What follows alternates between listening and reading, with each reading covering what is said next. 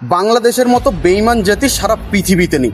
বাংলাদেশের সাধারণ মানুষ নাম্বার ওয়ান বেইমান। আর এই কথাগুলো আমি বলছি না, এই কথাগুলো বাংলাদেশের একজন সাধারণ নাগরিক বলছে, একজন সুস্থ মানসিকতার মানুষ বলছে। এই দাদাটা কি বলছে প্রথমে শুনে নিন, তারপর আমি কিছু কথা বলছি। একজন বাংলাদেশি হিসেবে অত্যন্ত কষ্ট হলেও বাস্তব সত্য কথা বলতে বাধ্য হচ্ছি। বাংলাদেশের মতো বেইমান জাতি পৃথিবীতে কোথাও নাই। বাংলাদেশের সাধারণ মানুষ হচ্ছে নাম্বার ওয়ান বেইমান। বেইমান না হলে মুক্তিযুদ্ধের আদর্শ কেউ ভুলে যায়। বেইমান না হলে 7 কোটি বাঙালির মুক্তির লড়াইকে কেউ ভারতের যুদ্ধ হিসেবে ট্রিট করে।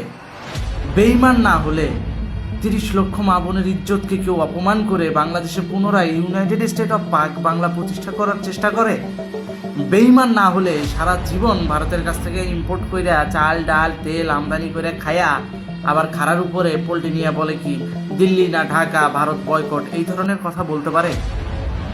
একদিন পেঁয়াজ আমদানি বন্ধ করলে যে দেশে পেঁয়াজের দাম হয়ে যায় 400 টাকা 500 টাকা কেজি, একবার চাল আমদানি বন্ধ হলে যে দেশে চালের দাম হয়ে যায় আকাশ ছোঁয়া, যে দেশের সাধারণ মানুষ ওই সাম্রাজ্যবাদী গোষ্ঠীর দ্বারা লালিত পালিত কিছু এজেন্টের মাধ্যমে নিয়ন্ত্রিত হয়, যে দেশের মানুষ ওই খাদ্য শস্য পণ্য সিন্ডিকেটকারীদের হাতে জিম্মি, সে দেশের মানুষ ভারতের বিরুদ্ধে কথা বলে এই কারণে যে তাদের ধর্ম চলে গেল বা তাদের দেশ দখল করে নেবে ইন্ডিয়া। কিন্তু প্রকৃতপক্ষে খেয়াল করে দেখেন, লেনদেন কথাবার্তা ব্যবসা বাণিজ্য সব কিছু ভারতের সাথে হচ্ছে। তাহলে সব কিছু তোমরা ভারত থেকে আমদানি করতেছো, কি দরকার ভারত থেকে আমদানি করার? নিজেরা উৎপাদন করো, নিজেরা উৎপাদন করে চলো। সামান্য একটা বন্যা হলে তোমরা টিকে থাকতে পারো না, তোমরা 140 কোটির দেশের সঙ্গে টক্কর নাও। তোমার 20 কোটি মানুষের যদি এত গরম থাকে, ওরা 140 কোটি মানুষ কি ঘাস কাটে? মোটেও ঘাস কাটে না। বাংলাদেশের সিন্ডিকেটকারীরা চাল ডাল তেল মজুত করে রাখা বেশি দামে বিক্রি করতেছে। তাদের বেলায় তোমাদের এই চেতনা কাজ করে না, তাদের বেলায় তোমাদের আন্দোলন কাজ করে না।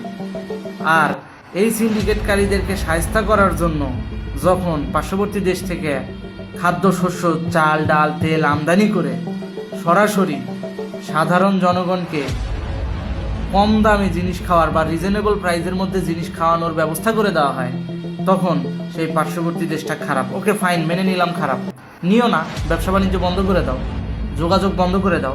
এবং আমার তো মনে হয় ভারত সরকারের উচিত এই মুহূর্তে ইন্ডিয়ান ভিসা বন্ধ করে দেওয়া। দরকার নেই, অশিক্ষিত বর্বর জাতির কি দরকার আছে? ইন্ডিয়া গেলাম না আমরা, এই অশিক্ষিত বর্বর জাতির তো দরকার নাই ইন্ডিয়া যাওয়ার, কারণ তারা ইন্ডিয়াকে পছন্দ করে না। তো শুধু শুধু ইন্ডিয়ান ভিসা দিয়া এত জামাই আদরের তো দরকার নাই।